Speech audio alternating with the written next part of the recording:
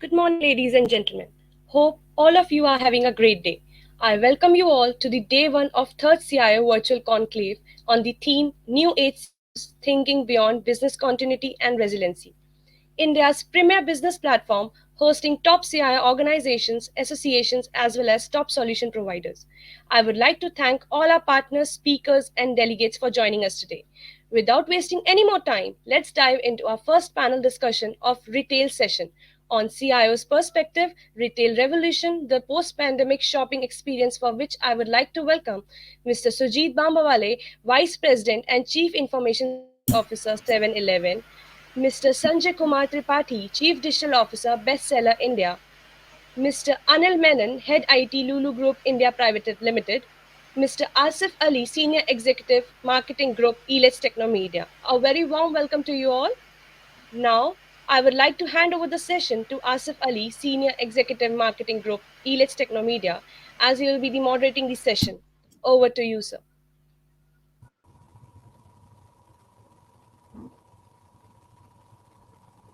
Thank you, Pratisha, for this warm welcome and giving a brief introduction about the panel. So, as we all know, like post-pandemic, a lot of things has been changing in terms of what do you say technology, and revolution is coming into every sector, which also includes retail industry. So just wanted to, drive this panel in such a way to get some views, or you can say deep insight from good, like eminent, or you can say renowned faces from the industry. Uh, so without wasting much more time, I would like to first of all welcome all the co-panelists, and also would like to like start upon with a brief introduction about this topic. So just if like you can give your point of view or something on on this topic, which is like as a digital transformation of retail accelerates around the world, especially like because of COVID, how the expectation of consumer at each time, like consumer at each stage of the customer journey is evolving.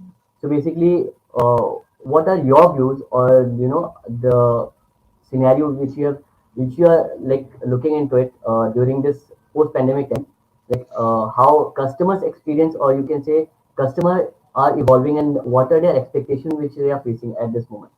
So first of all, I would like to like shoot this question to Mr. Sanjay Tripathi. Over to you, Mr. Sanjay. Thanks, Asif, for having me here. Uh, Start with the COVID has brought changes across, and consumer behavior is no exception. Uh, so what we have consumer today and what we had consumer today, right before COVID, I think there is a dramatic shift in the behavior, and some of the behaviors basically, were inculcated by COVID, but not all, is going to go away after the COVID ends. I'm hoping that it has already ended. But some of the behaviors, some of the traits, some of the preferences, which has changed over a period of time, and those changes basically came because of the people staying at home, extended lockdown, not much of social interactions. So all those behavioral changes which has come up in customer, some of them will continue to stay, and if you look at today's consumer, I would say a couple of the priority areas. Basically, what they see is the health, hygiene, the focus on health, the focus on hygiene, uh, the focus on their financial security, right? These are the top three. The behavioral change, I would say, which has come in the prospective customer or today's customer, and these changes are going to drive their shopping pattern, their purchasing behavior, the purchasing preferences. uh, so so so these three top trends basically, which retailers have to keep in mind before they decide their strategy for the future. So when we talk about, let's say, health and hygiene, then in the store, the layout, basically how we are providing them, the contactless payment, how we are making sure that stores are not so crowded, how we are making sure that, we are providing the appointment to the customer for a designated slot. And since the number of visits to the store, or what we call the footfall, has reduced, how to make sure that we kind of leverage to the maximum the visit of the customer to the store, how to increase the bill value, how to increase the assortment, so that we make most out of the visits by the customer to brick and mortar store. Uh, and then the next thing is basically uh, uh, how to drop the boundaries between online and offline.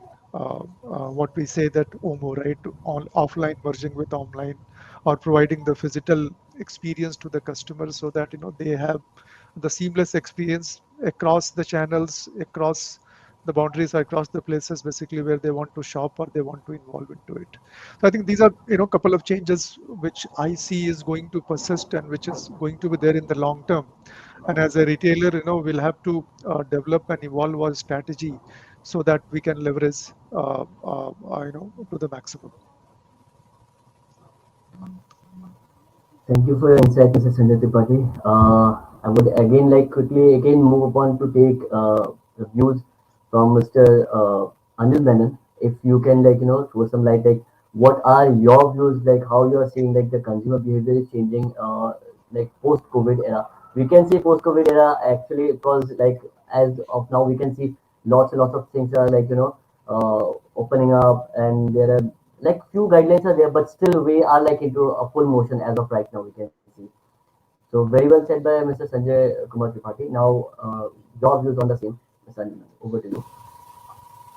Thanks, Asif. Thanks for having me here. And I'll just pick up from where Sanjay put in. All of them are great, Sanjay. Just a couple of things there. During this pandemic period, there was a behavior pattern for a customer, right? Post COVID, and when things are opening up, that's a settlement which is happening on the behavior. So what we felt is going to be the future of it. It just spiked out. Say online was spiked out, everything was spiked out because of the surroundings. What's coming now is a settlement towards it. While the economy is opening, the stores are opening, others are happening. People are people want to come back to the stores. People want to experience that physical or the physical stores, right? So that's a I call it a settlement of the behavior, right? Now, post this is what your future will look like. People had invested. All the retailers at their maturity level had gone to a level to make sure that customer is being served in the best possible manner and trying to get their behavior patterns.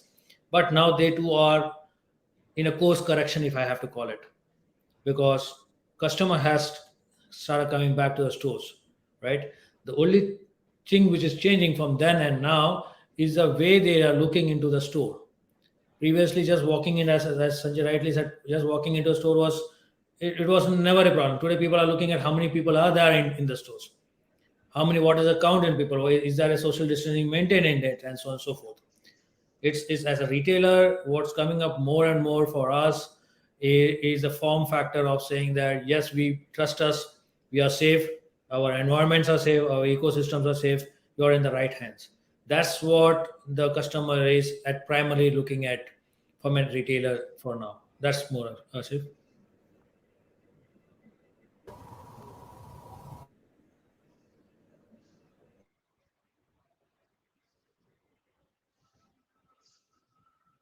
Asif, you're on mute.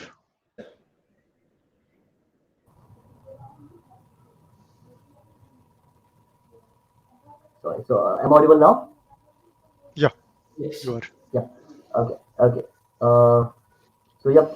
Very well said, Mr. Alman. Like it's not about the transformation which is taking place, but it's all about like because consumers' point of view, whether like they are into hygiene or taking care of like the way or the perspective they have changed to the retail store, or you can see the physical retail store kind of stuff places. So the same question again, I would like to shoot upon to Mr.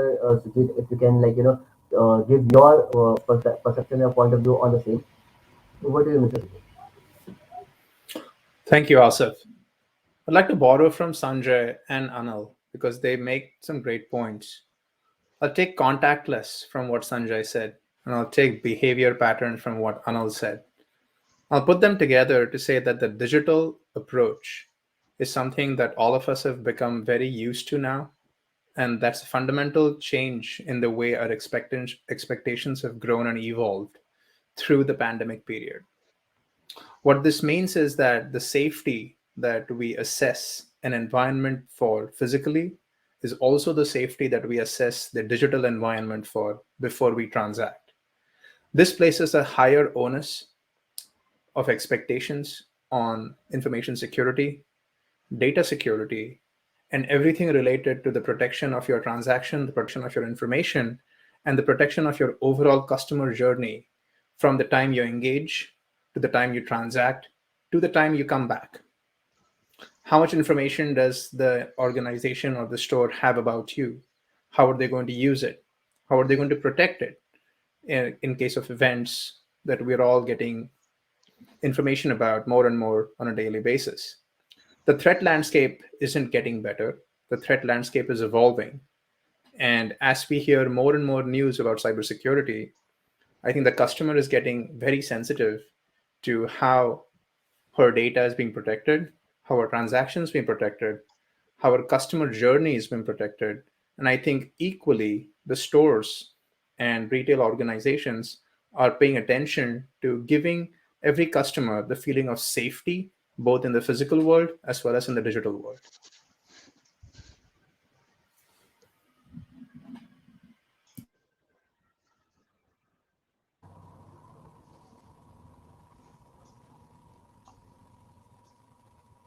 Thank you, Sujit, for your views. Like you can say, I just got this vibe, like, you are mostly into, like, you are making the point of view regarding the security point of view, which is actually a very major issue why you are, going or you are like you are transforming towards a digital space, or you can say a digital era.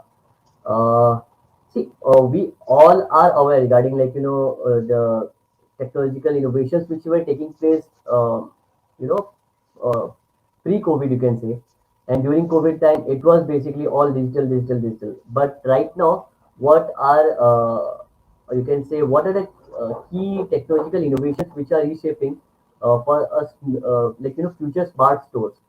So as we know, like 7-Eleven, are into bigger chain of retail outlets and everything. So again, over to you, Mr. Sujit.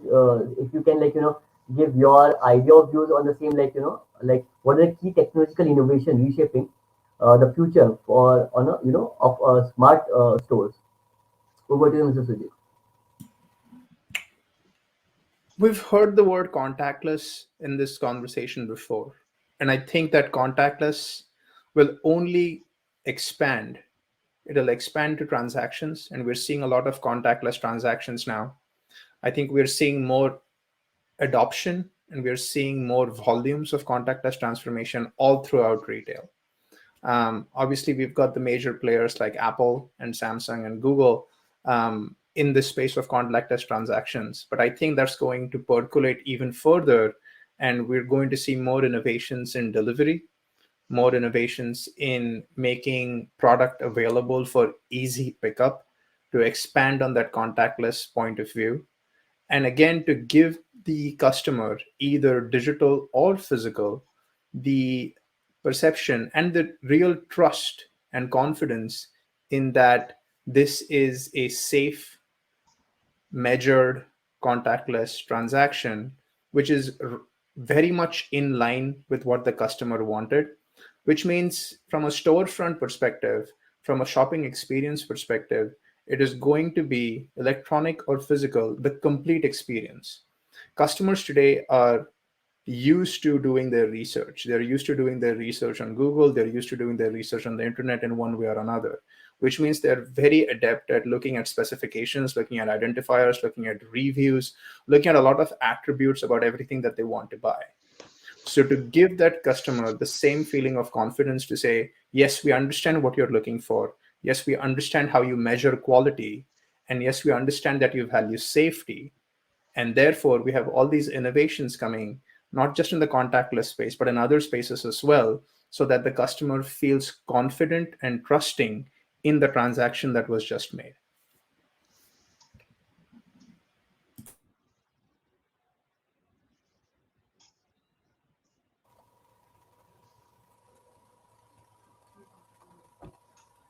Thank you, Mr. Sujit, for your views on the same. I again would like to ask the same, question to Mr. Anil Menon. Like, if you can, give your views on the same. Like, what are your views, like, on like reshaping the future of smart? Like, what are the innovations which will be coming up in future, which will reshape the smart stores? I'm not sure about future, but about the current and the very near couple of months, I can speak out because I'm not sure about the future about. But largely, what Sujit mentioned, and it's very clear, is contactless is one of the key words which will drive across. The second is that customer being so much now on online from last couple of like 24 months, or people are so used to that the screen, they want to have the same experience as the store, right? So that they themselves are trying to figure out what they want, and at that point of time, as a retailer, if you're trying to build an ecosystem, you'll have to build an ecosystem which matches both, which gives a flavor of both the worlds, right? Now, by doing so, from a retailer point of view, what comes into place and what's very much needed, not only just from a store perspective. If your store has to be smart, your backend has to be smart. Yeah, we'll have to start thinking from that point of view. How much of visibility are you going to give the customer? Are you good enough in your logistics to give visibility from end to end? You have this words coined out D2C and all of that, which is currently running very heavily on the market. That's what the customer will expect from a store perspective also. I walk into a store, I know what it is. I just okay, you give me for example, a Google Glass for if I have to go buy it. Yeah, I wear that. I walk into the store, I see a product, I see how it looks like, does it fit me, so on and so forth. Right? That yes to an a category, right? Not for all the categories. So you have to think from a store perspective. You are saying what are you servicing to the customer? Is it a grocery department? Is it in fashion? Is it electronics? So on and so forth. So you, as a store perspective, every category, every department will go through a sea change, if I have to call it. Some have gone through that. Some have taken up the journey. Some are to start with. They're trying to figure out how do you start by it. But the best part of it is there are a lot of partners in the ecosystem whom you can collaborate with to make your so-called smart store. You will be always challenged with the smart store, right? The word smart store is very subjective for each customer, which is smart for you, maybe not smart for me. Where do you bring the equilibrium from an business perspective, collaborative perspective, and the technology you can put into the store? It's not only about technology. So from a smart store perspective, it's not only technology. There are other factors which can make it a smart store. So are we looking at that ecosystem in wholesome and then trying to project what a smart store should look like? So for me, I walk in, people should know me. That should be contactless. That with looking without too much of assistant, I need to know can I pull out this particular grocery, fashion, whatever it is you're selling, and also make sure that I have enough of information around it, right? Am I being fed enough of information to make a right decision out there? Am I being transparent? That's the key in the going future. Asif? Thank you, Mr. Anil, for your views on the same. Yeah, actually, we can see the changes and everything which is taking place. But would like to touch upon few more technical stuffs which are on very highlight. You as of now we can say during this era, which is related to augmented reality and virtual reality. So if we can get some ideas, see, you guys are like into this industry, and you guys are like the key players of like taking a technical stuff into that this retail industry. So just wanted to understand the use of immersive technology which is taking place, particularly like the augmented reality and the virtual reality, which has taken the center stage as of now. So if Mr. Sujit, if you can come up on this and like give your take on this, over to you, Mr. Sujit.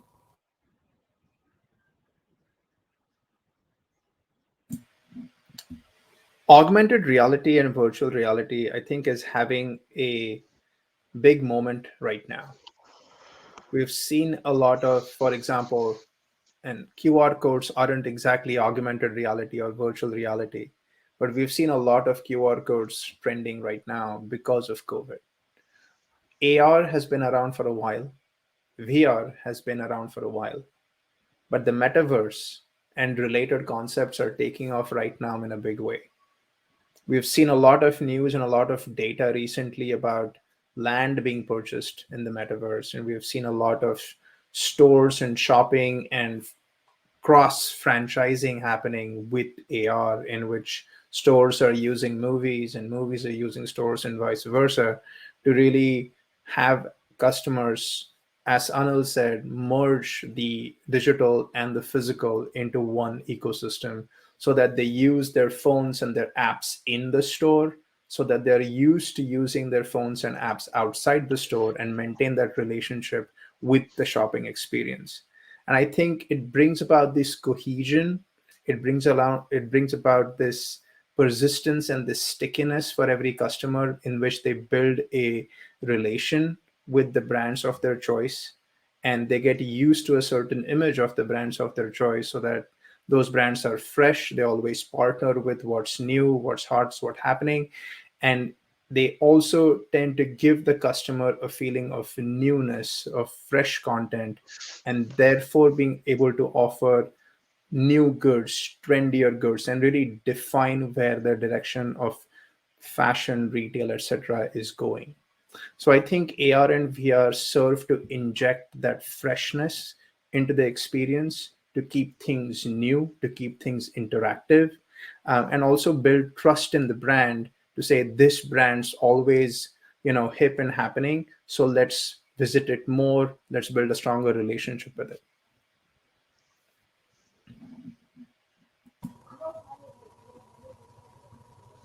Thank you, Mr. Sujit, for your views. Yeah, actually, we can see, like, yeah, as you said, AR and VR was already into the scene, but right now, like, the thing which is coming up is like metaverse and everything.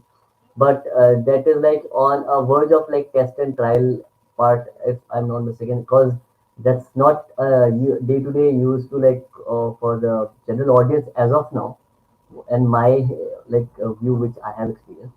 But yep, still we also have like haven't seen AR and VR going so much into like the audience, but still it is taking the center stage. So, Mr. Anil, your view on the same? Yeah, I think you were looking for the word called metaverse. AR VR is now passe, if I have to say that. No, from that's from a lighter mode of it. But to be very frank, and to be to the point, what Sujit mentioned, AR VR was always there. What people are now looking at are case studies to make sure this AR VR works for them. See, it's got both sides of the coin, right? If you go wrong, your AR VR is all over the place, and the customer experience would go down south, right? If you do not want that to happen, right, you need to have a strategy around what AR VR should be doing at your store, rather than just saying that, you know what, I should have an AR VR in my store, right?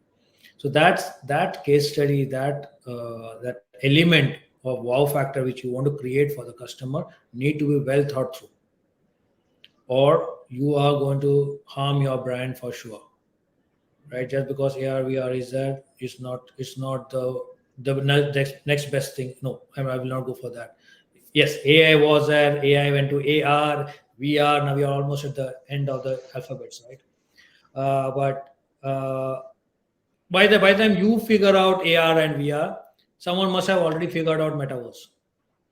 Are you buying space in metaverse? That's future, if you have to call it. Coming back, AR, VR, make sure that you have the right case study to make it happen, and that's where your smart store should be going through. That's it. Yup, thank you, Mr. Anil, for your views. Actually, you made it really clear. Like, might be chances like till then, someone experience. I think the other might like come up with new innovation and new ideas. Uh, and like this is basically technology is basically innovation which keeps on solving new problems and like going ahead and making a new innovation so that it will help people to like ease out their things and everything. Again, the same question I would like to switch it to Mr. Sanjay Kumar Tripathi.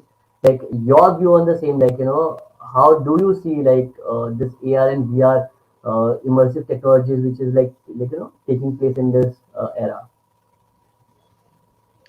So, just to supplement what Sujit and Anil mentioned about AR, VR, and I know I'll go a step back where we are talking about the new age store or the future store or the immersive store, right?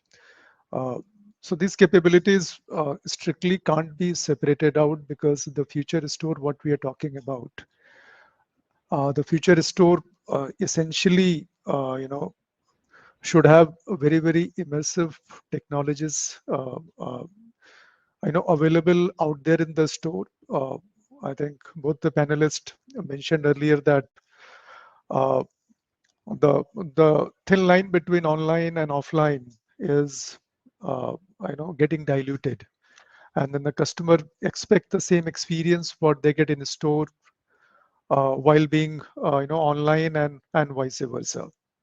So AR, VR, or for that matter, any of the the upcoming techs like we talk about from the fashion parlance, the magic mirrors, the digital kiosk, and AR and VR is going to augment that experience. So let's say from the fashion perspective, if the customer comes in and they happen to like let's say a jacket, and the jacket what they plan to buy is something what they would be wearing in a office function.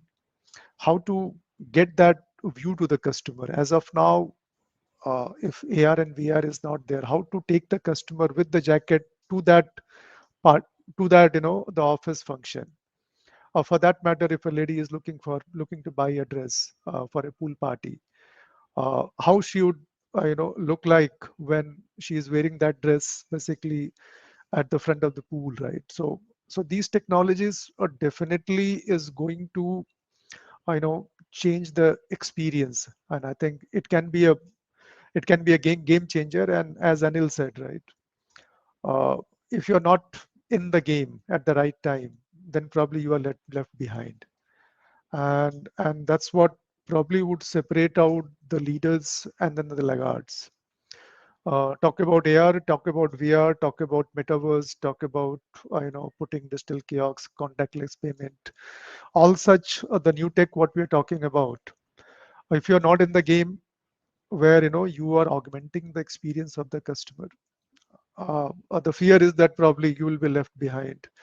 And I remember to have read a survey by McKinsey where uh, they have given a very beautiful insight about the players who dominantly uh, concentrated on augmenting the customer experience before COVID and after COVID, and the ones basically who cared about and who invested a lot in augmenting the customer experience.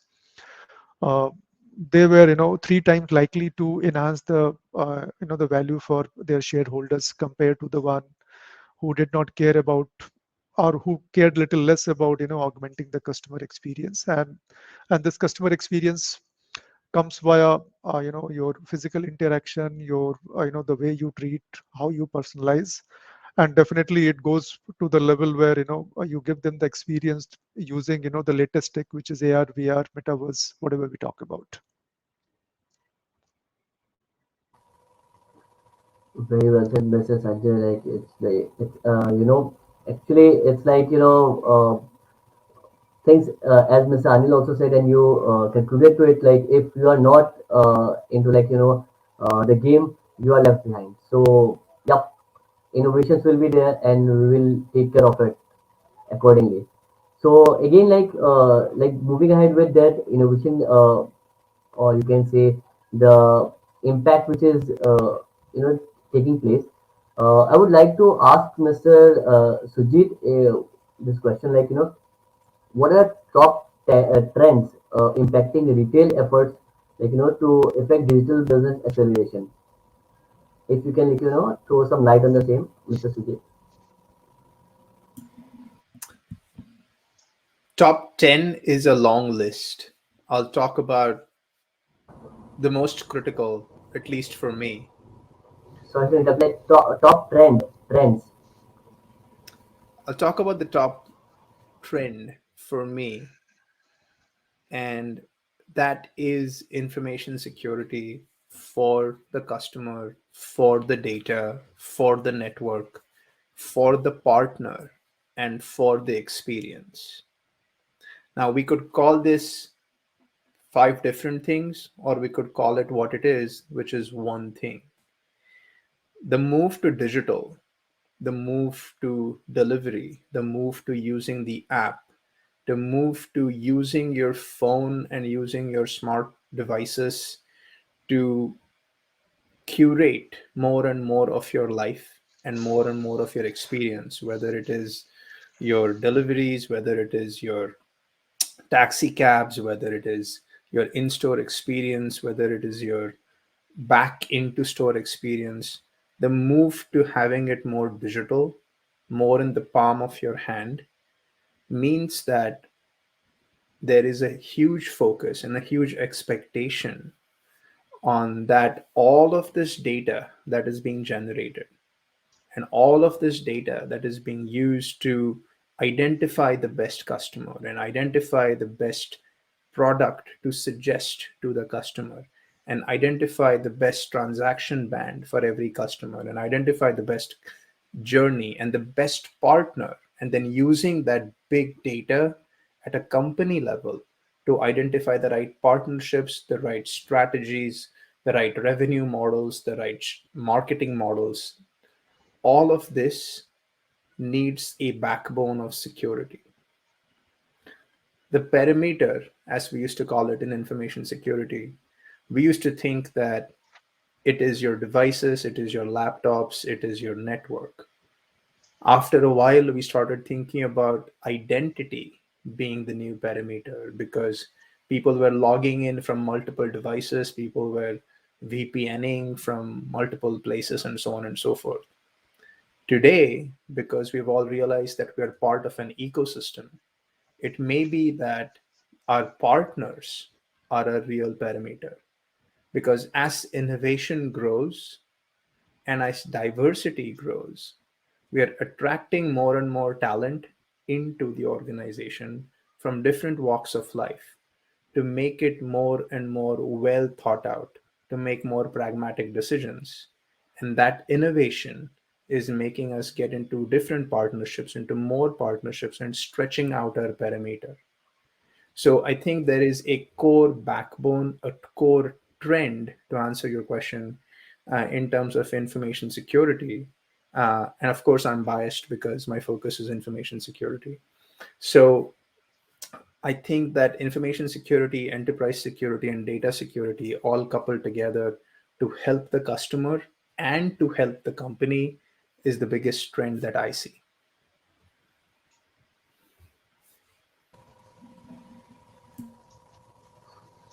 Thank you, Mr. Sujit.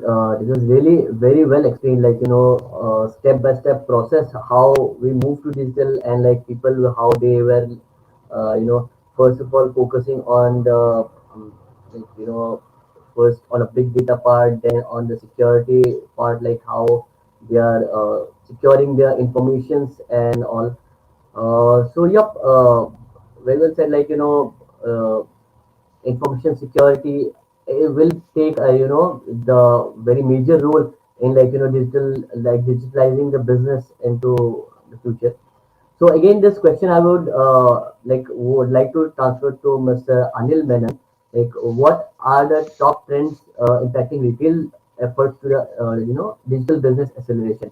Your view on the same, Mr. Anil. Yeah, thanks, Asif.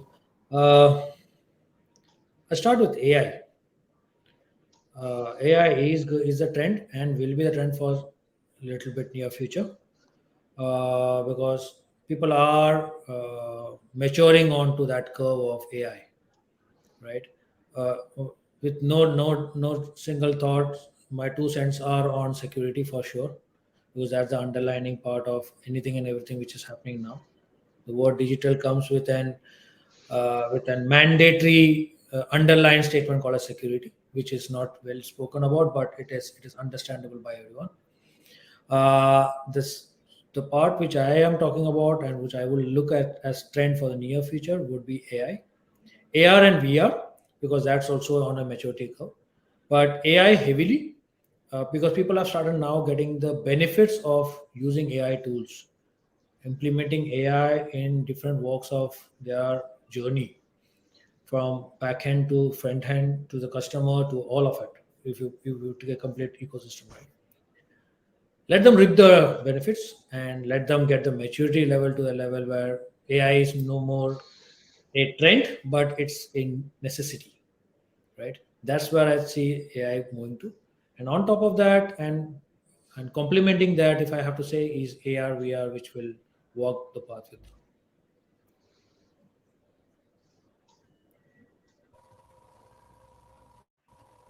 Thank you, Mr. Menon, for your views on this.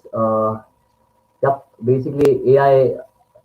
Yes, yes, we can say like these are the futures. Like and yeah, AI is gonna stay. Like that's what we have to get used to it. Again, the same question to Mr. Sanjay Kumar Tripathi. Like, what are the top trends impacting retail's effort to affect digital business acceleration? So, your views, like, what are the top trends impacting the retail, business? So completely aligned with Sujit. First of all, I think the more and more we are going digital, the more and more basically we have information about our customer. The more and more we have information about your partners, and of course employees. So I think the onus is on us to protect that. And then information security, cyber security, I think that's going to be the thing. Uh, uh, you know, in the future, because if customer is not sure about that you are going to protect the data what they give about themselves, and now we are talking about gathering as much data as possible, right from their name, addresses to the phone number to anniversary, the family members. I think the more we have, the better it is. So unless we build that confidence, unless we build that aura that your data is in safe hands, I think no customer, and particularly the Gen Zs and then the millennials of the world, they would never be comfortable sharing the data with you. So yes, security, information security is going to be one of the main trend. Uh, Anil mentioned about AR, VR, and I think uh, uh, no second thought about it. These are the trends which are I know going to be there, and we discussed about it. If you are left behind, probably you are left behind. But then are the ones basically who are going to lead the game. They have to be up there. Other than that, what I see that the major, let's say the competition or the major gameplay in the future, particularly in retail, is going to be on the tech architecture. What you have, how flexible, how nimble, how agile, tech architecture you have it. We have seen in COVID that the ask was that build the e-commerce site in flat, let's say 2 weeks to 4 weeks to 6 weeks time, because because that was the demand of the time when the stores were closed. And the companies or the retailers who were nimble, who were agile, they could come up with, a commerce website in flat 4 to 6 weeks. But the ones basically who were not that agile, who were having, the monolithic backend system, they could not come up to, the need of the market, and they suffered a lot. Uh, I still remember, 2 years back when the COVID started, our stores were shut. All our stores were shut. And then the only source of revenue was the commerce. And if the commerce was not coming up, the commerce was not scalable, then probably we would not have been there in the market. So I would say that, how you are building your tech architecture, not for the present needs, but for the future needs, and the agility and the flexibility what you have on the architecture will become a major, let's say, the game player, and will give you a competitive advantage. The second trend what I see is that uh, the technology is going to get democratized. The technology is not going to be the gameplay for the CIOs and CISOs of the world, or the IT department of the world. As technology, the use of technology is spreading. Your business stakeholders, your customers, your partners, they're all going to be there. And some of them probably would be ahead of you in terms of adopting and accepting that, technology change. The key thing would be, and at least for the CIOs and CISOs basically who are part of this panel, is that how to up the game for ourselves, right? So that we can be ahead of our customers, we can be ahead of our partners, and give them the immersive experience and what they expect out of from the IT, uh, for the customer point of view, for the partner point of view. So that's a couple of thoughts from my side, Ashif.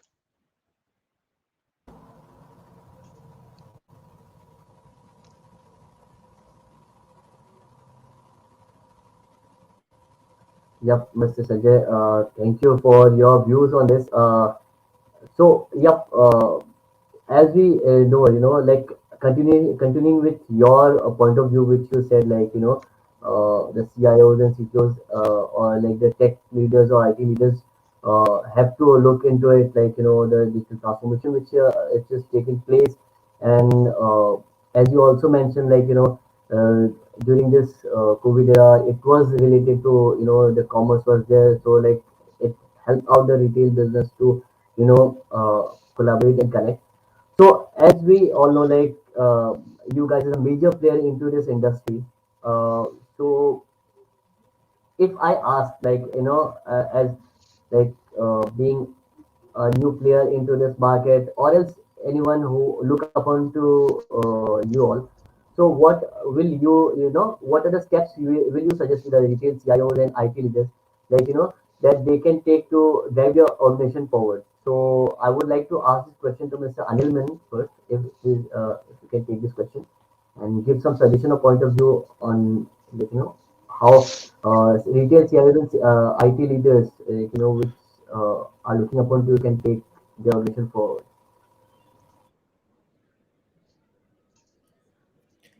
So, thanks, Asif, and I'll take a leave from what Sanjay put in by saying there's the agility part of it, right? That's something which every IT leader should be on an ongoing basis looking at from an architecture standpoint of view, from a technology standpoint of view. What can you fit in? What can you fit out? What need to be pulled out of the whole ecosystem? Which of the applications need more muscle power? All of that, and that, I mean, it is not as easy as said, right? You'll have to bring in a platform which is very agile to take these changes, or adapt this changes which are going to come in. Microservices, which is well spoken of from ages, has to be a part of it, right? Your DevOps is something which is heavily. Your cloud is very heavy now, right? You can't be at any point of time bogged down by the infrastructural needs or the application needs uh, in the future. You will have to be one up in the game, and you need to transform yourself in less than 2 weeks if your go-to-market strategies need to be put into place, because market is the economy, the market is continuously in a change mode now. It has always been, but then we retailers, we figured out how to be stable in this changing market. But no more the games have again changed, right? It's moved to a different field. There's a new ground out there, right, to play around. How do you make yourself agile is something which should be on top of your mind always. That's one strategy which you need to, and you can't think this in silos, right? As an IT team, just sitting as an IT team, you talk, take four vendors, you sit, collaborate, and do no. That will never no more work. You have to have, as Sanjay spoke about, democratize the whole idea, socialize the whole idea internally to make sure the business is part of the driving force. It's not just a part of the team, but it's part of the driving force. That's where your business, your agility will make difference to the end customer, both in the top line and the bottom line, right? Wherever you talk about any phase of life, is the back end part of it, your partners, your employees, your supply chain, your customers. Make sure all of these perspectives are brought into a single table when you're talking about agility. It's not as easy as I'm talking right now. It requires a process around it. There should be governances, there should be workshops, there should be enough of information handshake and thought process alignments to make sure that this works well, right? So that's what the primary thing and the only thing which I think I will talk to anyone when I'm having a one-to-one discussion.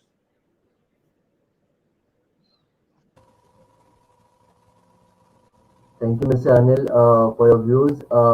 Yep. Again, the same question I would like to understand from Mr. Sujit. Like, if like 7-Eleven being a very large chain of retail outlets, so there will be many retail CIOs and IT leaders, who will be looking upon to you.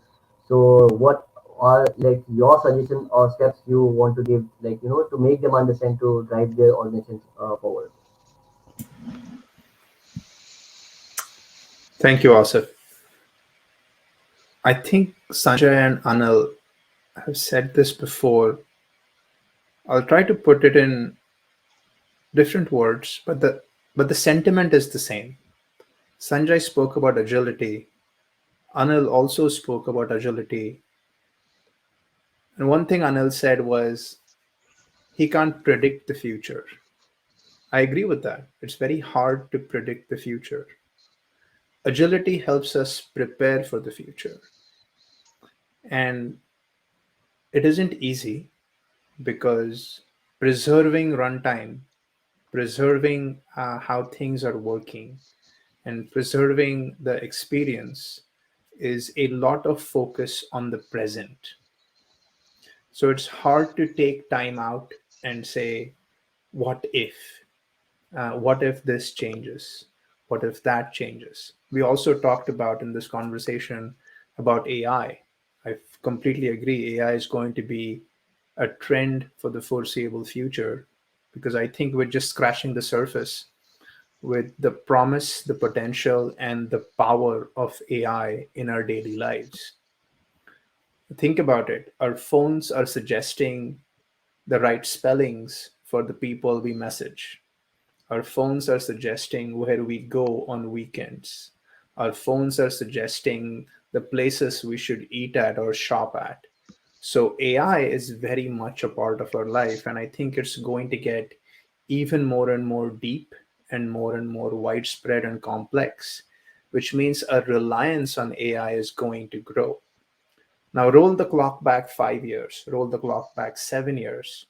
Did we expect our phones to complete our friends' names? We did not.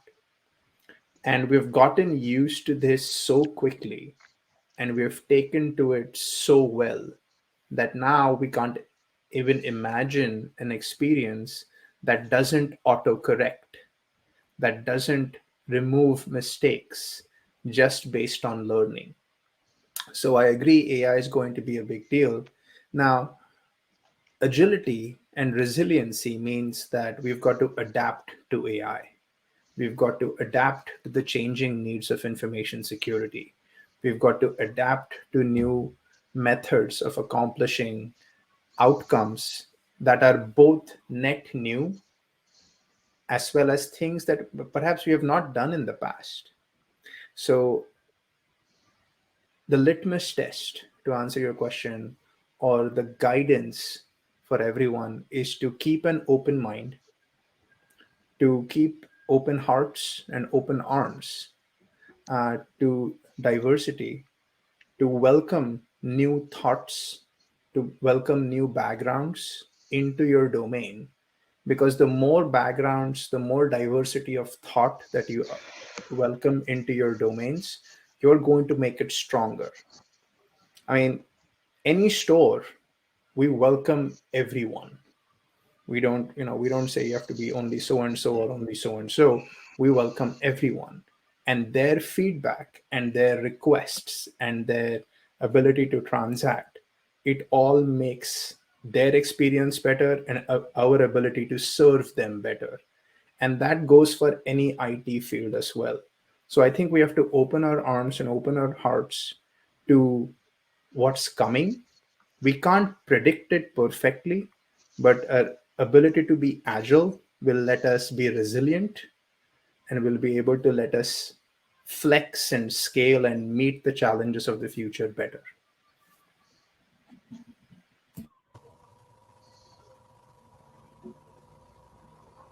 Thank you, Mr. Sujit, for your views. We are almost, like almost about to complete this panel, but I would quickly take a suggestion from, from Mr. Sanjay Tripathi also, like, what will you suggest to, like, the new players or the people or like the IT heads or the CIOs looking to your point of view, is like, how they should move ahead with their organizations using this technology or else any sector of this field, like where they need to look upon it.